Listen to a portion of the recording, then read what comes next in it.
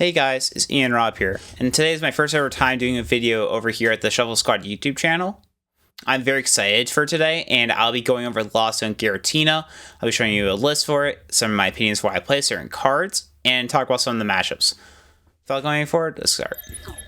Now to get an actual deck list. So, there's 3 new cards in the deck. Friendship Poffin, Maximum Belt, and Emergency Board. Each of them have a different purpose that makes them actually really good in this deck. The first of all is Friendship Poffin. This card's actually better in Battle VIP Pass for the most part. Some games will be worse, but usually it's better. There's one main reason for this. Being able to get out Comfy and Manatee after turn 1 is very powerful.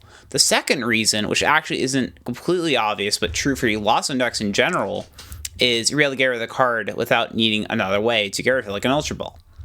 Just being able to play it and not get anything is very important, because a problem in the past for Lost Zone decks is that when you have the VIP pass, when we get rid of them after turn 1 was Cold Res or Flower Selecting or Abyss Seeking. Being able to just drop the card, not need anything else to get rid of it, is very important to be able to stop Iono and Roxanne. The second card, Emergency Board, is actually very good. The main reason why it's good, and I would say actually it's better than originally expected, was it's able to make your Comfy Iono proof. What I mean by that is that a lot of times in the past with Giratina, you might want to get an energy on a Comfy, so let's say knock out your active Cramorant, Giratina, whatever attack hero you have. You're able to use Flower Selecting and retreat without needing a switch or an energy. Emergency Board makes you be able to do that for free. There's only one in the list because the card is good, but it's not always the best because it doesn't work well with Jet, just because you already have, free retreat, Jet, extra energy doesn't really help that much, so there's only one. The next card is Maximum Belt. Maximum Belt's actually pretty good in this deck. I'm still a little torn if Prime Catcher or Maximum Belt is better, but currently I have Maximum Belt. The main reason for it is that it's really useful against Charizard EX. Charizard EX has changed a lot with the new list, so the matchup has changed how you need to play it, because in the past, what you need to be able to do was use a Spit instantly to Charizard, then knock you out, you use Lost Impact, and then you'll be able to use Star Requiem on their second Charizard EX. Now that there's no longer a Pidgeot EX to be able to finish off later in the game in a lot of these lists, you need to change how you play. So being able to get 2 one-shot knockouts with your Giratina VSTAR, because Lost Impact was 280, so plus 50 for Maximum Belt, 330, being on the one-shot Charizard, and then Sky Record on the next one is very important. And I've gone over the new cards. There's some changes in the deck list that did not exist before that I really like now. The first is for Giratina V. I really did not like this in the past, but now I feel that it is necessary.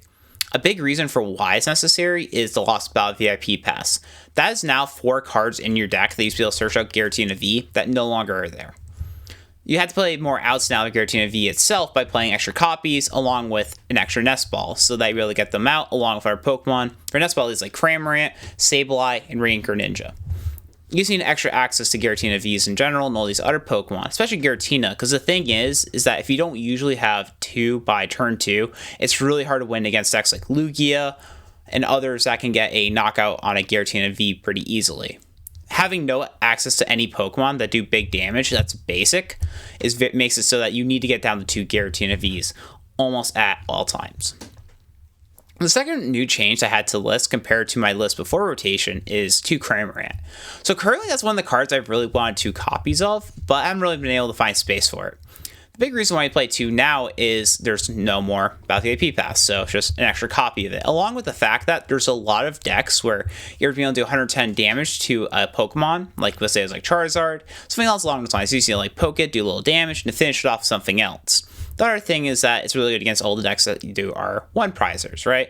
Stuff like Ancient Box and anything else like that. Like also Lost Zone matchups. So there might be, I'm expecting at least that the Turbo Lost Zone variants of old are going to come back and be really good. So I think that 2 Cramorant has uses once again. Other than that, I think the list is pretty similar to what it was before. Some uninteresting counts in the list is 3 Switch Cart and 1 Switch. This I can see changing. We really don't know yet what's going to be the most popular decks, so that card count of what Switch you want really depends on what's good. The general rule I have, at least in the past, and will be going forward, is Lost Zone's not really a deck, then Switch Cart should instead become switches. The only other times where maybe there's other decks that where 30 HP healing matters might exist, but I really doubt it. Most decks in format will be doing enough damage where healing 30 won't really do anything except for Lost Mine. The other card that I have here as a one of is the Counter Catcher.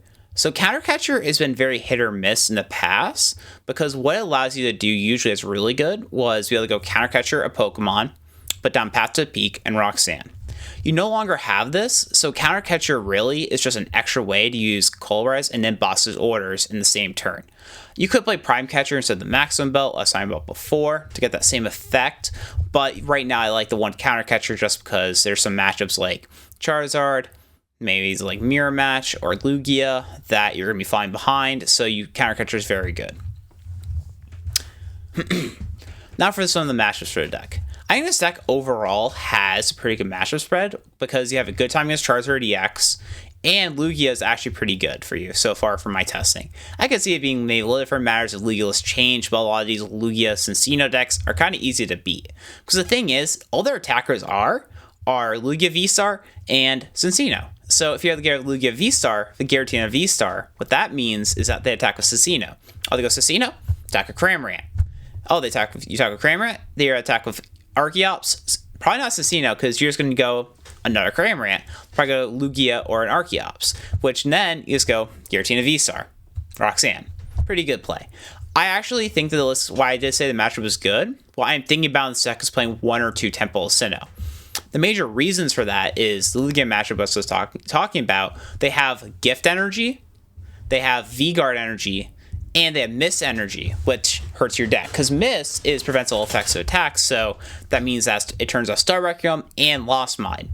And V-Guard makes it so that Lost Impact cannot knock out a Lugia V-Star in one hit. Being able to turn off those along with gift shots and the draw cards all at the same time is very important in that matchup. So I could definitely see Maze kind of like the Counter Catcher for a Temple and getting the Maximum Belt for a Prime Catcher if Lugia ends up being one of the most powerful and popular decks in the new format. But we're not fully sure yet of how popular it's going to be, so I recommend wait and see, I would say, and then to make those changes. The one other interesting tech that's kind of weird in the deck that I mentioned earlier was the one Manaphy. Manaphy, I'm not fully sure if it's going to be needed yet. It really matters what the format's going to look like. So Manaphy is very good against Chien-Pao and all the other Lost Zone decks. So if there's not much Chien-Pao or not much Lost Zone, the card's not really needed. Because the thing is, the only use for it is turning off Radiant Greninja. Well, Radiant Greninja might be in a lot of decks. Not all the decks can be able to attack with it. So Manaphy's need is, not sure yet. There is actually a way, though, to beat these Radiant Greninja decks without Manaphy, because the strategy can be just benching one Comfey at a time and ignore Pokemon that have 90 or less HP. Because that makes them only take one prize of Radiant Greninja, and I would say that's usually a good trade for you. Other than that, the list is pretty straightforward. So, I really think Lost and Giratina is going to end up being one of the most popular and well-performing decks going forward. Seeing it do so well in the past and now doing well in city leagues over in Japan, I think it's going to convert over to the United States and Europe for EUIC. Of course, we can't be fully certain yet, but I'm pretty confident in it. I'm really excited for the future and playing this deck, and that is my first ever video over here at the Shuffle Squad YouTube channel. Please, everyone, comment and like and subscribe to the video. And until next time, Ian out. Want to support the Shuffle Squad? Be sure to check out all of our sponsors in the description to pick up Pokemon TCG singles, sealed, and PTCG live codes.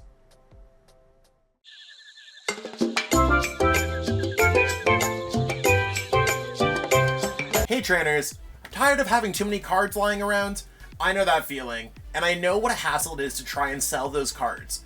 But selling bulk is now easier than ever with TCG Bulk. Find tons of potential buyers in a single place. You just download the app, look for the best buyer near you, and carefully pack your bulk, ship it, and you get paid. It really is that simple. Turn the cards you don't want into the cards you absolutely need for your next deck.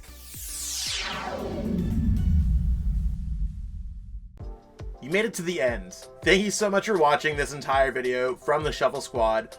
Honestly, from the bottom of our hearts, we appreciate each and every person that supports our content, watches what we have going on every single day, every single week, even from time to time, and continuously allows us to have a forum to project our creative content towards the Pokemon TCG community. So if you haven't already, be sure to give this video a like, subscribe to the channel, and even leave a comment to help boost the YouTube algorithm.